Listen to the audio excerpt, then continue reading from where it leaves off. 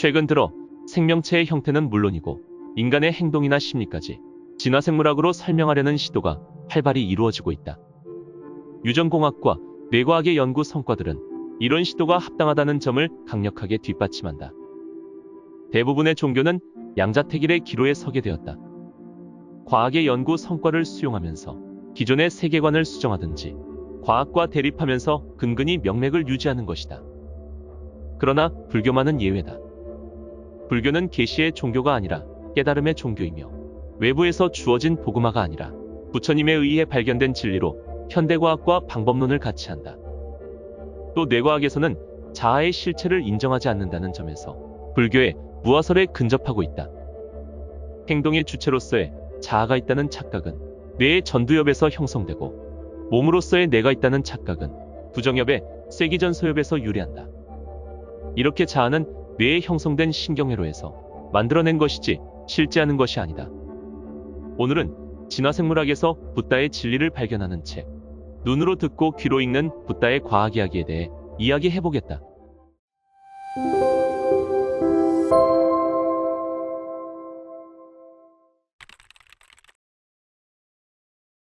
찰스 다윈의 진화생물학에 의하면 환경에 적합한 놈만 살아남는 약육강식의 원리를 주장한다. 부처님은 인간을 포함한 모든 생명체가 겪어야만 하는 약육강식의 고통에 대해서 깊이 통찰한 분이었다. 불교에서는 현대생물학과 마찬가지로 인간과 짐승을 구분하지 않는다. 인간과 짐승 모두 가련한 중생일 뿐이다. 인간의 몸은 적자생존을 통해서 장기간에 걸쳐 개량된 유전자에서 발현된 것이다. 불교의 연기설에 의하면 이 세상의 모든 존재는 그것이 생겨날 원인과 조건하에서 생겨난다. 신 것에 대해서 특히 침을 많이 흘리는 반응은 인간의 몸에 원래 내재해 있는 것이 아니라 욕망과 몸 그리고 환경의 상호작용을 통해서 우리의 DNA에 각인된 무조건 반사의 한 예이며 거시적으로 진행된 연기의 결과물이다. 만약 사막 한가운데 붉은 선인장 꽃이 피어있는 모습을 본다면 참으로 화려하고 신비롭기에 인공적인 느낌이 들 것이다. 아마도 조물주가 만든 것이라는 생각이 들 수도 있다. 그러나 이런 인공적인 느낌은 배경과 주제를 바라보는 시점의 차이로 인해서 일어나는 착각일 뿐이다. 밋밋한 모래 사막이 배경이 되었기에 주제인 선인장이 인공적으로 보일 뿐이다. 인공적이라거나 화려하다거나 신비롭다는 느낌 역시 실제에 대한 느낌이 아니라 비교를 통해서 생각이 만든 것이다. 세상에 존재하는 모든 것은 그것을 보는 시점과 거리에 따라 화려해지기도 하고 밋밋해지기도 한다. 이 물질 세상은 조물주가 만든 것이 아니라 비교를 통해서 우리의 생각이 만든 것이다. 인간을 포함한 모든 동물의 모습들이 원래 이랬던 것이 아니다. 자연과 먹이와 포식자와의 관계 속에서 굶거나 다치거나 먹히는 위기를 만나 많은 개체들이 솎아질 때 적절한 변형이 일어나서 살아남은 모습이다. 모든 것은 변하며 조건이 모여서 만들어진 것이다. 인간의 몸도 환경과 욕망과 투쟁의 조건이 모여 빚어지고 그런 조건의 변화와 함께 진화한다. 진화론은 생명의 몸에서 연기적으로 일어나는 거시적 과정에 대한 과학적 통찰이다. 다윈 진화론의 장점은 실증적이고 합리적으로 진화 현상을 해석했다는 데 있다. 예를 들어서 영국의 맨체스터 지방에 살던 흰 후추나방이 검은 후추나방으로 진화한 것인데, 산업혁명 이전에는 흰 나방이 많았으나 공업화가 진행되면서 공장의 검은 연기로 인해서 맨체스터 지방의 나무와 벽들이 검게 그을게 되자 눈에 잘 띄는 흰 나방은 대부분 포식자인 새들에게 잡아먹히고 검은 나방만 살아남아서 맨체스터 지방에 널리 퍼진다. 수십 년에 걸쳐 일어난 일이며 겉보기에는 흰 나방들이 새들의 눈에 띄지 않게 하기 위해서 그 몸을 검은색으로 변화시킨 것 같지만 사실은 자연선택을 통해서 솎아진 것일 뿐이다. 이러한 자연선택 이론과 함께 다윈의 진화론을 떠받치는 또 하나의 기둥은 성선택이다. 내가 지금 태어나서 살고 있는 이유는 나의 부모를 포함한 모든 조상들이 살아남아서 임신에 성공했기 때문이다. 여기서 임신했다는 것은 이세를 낳을 능력을 갖출 때까지 자연선택에서 도태되지 않았다는 것을 의미하고, 사춘기 이후에 인간 종 내에서 벌어지는 성선택의 경쟁에서 승리했다는 것을 의미한다. 입은 식욕의 원천이고 성기는 성욕의 뿌리다.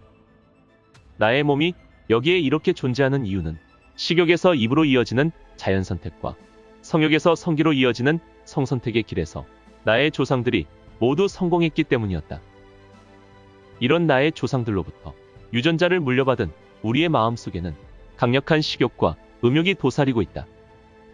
자연선택과 성선택이라는 진화의 두 원리는 이렇게 우리의 마음속 번뇌에 닿아 있다. 번뇌를 끊어서 열반을 체득하는 것이야말로 입과 성기가 달린 육체에서 벗어나는 길이며 짐승과 반대로 사는 길이다. 진화 과정에서 인류의 몸에서 털이 없어진 이유는 무엇일까? 이에 대한 진화생물학자들의 의견은 털이 사라져야 진드기나 벼룩과 같은 기생충이 서식하지 못하기에 매끈한 피부가 자연선택되었다는 이론이 제시되기도 했으나 기생충의 위험이 크건 적건 간에 털 없는 남성에 대한 여성의 선호도에는 커다란 차이가 없다는 통계 조사를 근거로 이를 반박하기도 한다. 또한 옷을 입으면서 털의 필요성이 없어져서 사라지기 시작했다는 등 다양한 이론들이 속속 제기되었으나 모두 반례가 제시될 수 있기에 설득력을 갖지 못한다. 침팬지나 고릴라의 경우 몸 전체는 검은 털로 덮여 있지만 손바닥이나 발바닥, 얼굴이나 항문 주변에는 털이 없다. 이곳은 민감한 부분들이므로 그에 대응하는 대뇌피질의 면적이 넓어야 한다. 피부에서 털이 사라지면 민감도가 높아지면서 그를 관장하는 대뇌피질의 넓이도 늘어날 것이다. 영장류 가운데 인간에게만 특히 발달한 대뇌피질을 쇠기전소엽이라고 부르는데 아마도 인간의 몸통과 사지에서 털이 사라지면서 새롭게 발달한 대뇌피질일 것이다. MRI 장치로 뇌를 촬영해보면 자아의식이 일어날 때 이 부위가 활성화된다고 한다. 불교적으로 해석하면 육단심의 원천이다. 육단심이란 고깃덩어리인 몸을 나라고 생각하는 마음이다. 몸통과 사지의 피부에서 발생하는 촉감으로 내 몸의 윤곽을 그려서 육단심을 만들어내고 이를 토대로 타인과 사회적 관계를 맺는다. 육단심이 남보다 확고하게 형성될수록, 다시 말하면 몸과 사지를 담당하던 대뇌피질이 넓어질수록 사회적 관계 맺기에 능숙하고 남보다 많은 자손을 둘 수 있었을 것이다. 그리고 대뇌피질 가운데 그런 부위가 넓어지기 위해서는 온몸의 피부가 민감해져야 한다. 이것이 아마도 인간의 몸을 덮던 털이 점차 사라진 진정한 이유일 것이다. 악하게 살면 불행이 온다는 인과응보의 이치도 없고 내생도 없다면 목숨을 마칠 때까지 악을 마음껏 행하며 살아가는 것이 생존에 바람직할 것이다. 그런데 아무도 보지 않는 곳에서 남몰래 악행을 했어도 이를 목격하고 처벌하는 자가 있다. 바로 나 자신이다. 남들은 나의 악행을 보지 못했어도 내가 나의 일거수일투족을 모두 보았고 아무도 나의 악행을 처벌하지 않아도 나의 양심이 나를 처벌한다. 나는 표정과 언어로 타인과 소통하며 진화해온 가장 사회적인 동물인 인간이기에 나의 뇌를 형성하는 유전자에는 나를 위하는 본능뿐만 아니라 종족의 유전자를 보존하고자 하는 본능 역시 각인되어 있다. 정신분석을 창시한 프로이트는 인간의 마음이 이드, 자아, 초자아로 구성되어 있다고 보았다. 이드는 본능, 초자아는 양심에 해당하며 자아는 양심에 어긋나지 않고 현실에 맞추어 본능을 실현케 하는 영민한 조정자다. 각성의 상태에서 초자아가 나의 일거수일투족을 감시하기에 동물적 본능은 마음속 깊은 곳으로 숨는다. 내가 양심에 어긋난 행동을 했을 때 나의 초자아는 나 스스로를 처벌한다. 프로이트에 의하면 이런 초자아가 나로 하여금 죄책감을 일으키기도 하지만 더 나아가 나로 하여금 실수를 하게 만들거나 불의의 사고를 당하게 하거나 나의 생활을 파탄으로 몰아간다는 것이다. 나의 자아의 의도와 달리 초자아로 인하여 불행이 초래되는 것이다. 나를 파멸로 모는 어떤 사고나 불행이 우연히 일어난 것 같이 보이지만 사실은 진화 과정에서 나의 유전자에 각인되고 교육에 의해 습득된 나의 양심이 나를 처벌한 것이다. 불교적으로 말하면 자업자득의 인과응보가 일어나는 것이다. 전지전능한 절대자가 나의 행동을 지켜보다가 나에게 상을 주거나 벌을 내리는 것이 아니다. 내가 지은 선이나 악의 업을 내가 목격했고 그에 따른 뿌듯함이나 죄책감이 내 마음속에서 익어가다가 미래의 언젠가 자기 처벌 또는 자기 보상이 일어나면서 행복과 불행의 과보로 나타나는 것이다.